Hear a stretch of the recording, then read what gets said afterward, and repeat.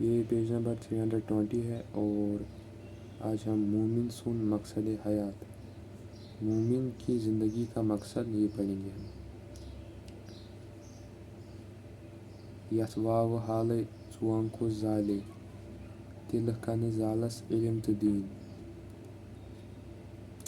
ژوٗنگ دیکھ لیجیے، ژوٗنگ کہتے ہیں چراغ کو، زالے زالن اس کا مطلب ہوتا ہے جلانا، اور تل کن، کن کا مطلب ہوتا ہے بدلے، جیسے ہم کہتے ہیں، جیسے یہیں پر ہے تل کن، تیل کے بدلے۔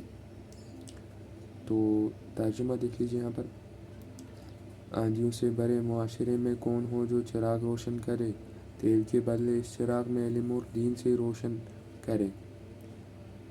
تو یتھ واو حالے ژوٗن کو زالے، مطلب جو معاشرت میں جو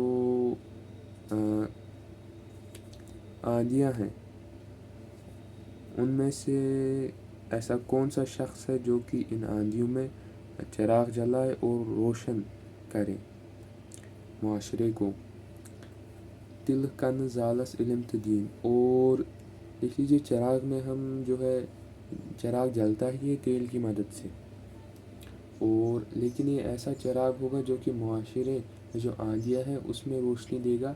اس کا جو فیول ہوگا، جو تیل کے بدلے اس میں جو ہے علم اور دین جو ہے اس کا فیول ہوگا، جس سے یہ چراغ جو ہے جلے گا اور معاشرے کی جو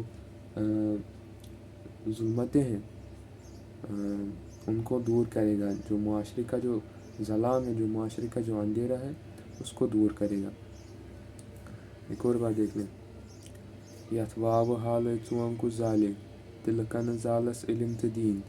آندھیوں سے بھرے معاشرے میں کون ہو جو چراغ روشن کرے، تیل کے بدلے اس چراغ میں علم اور دین سے روشن کرے۔ اس طریقے سے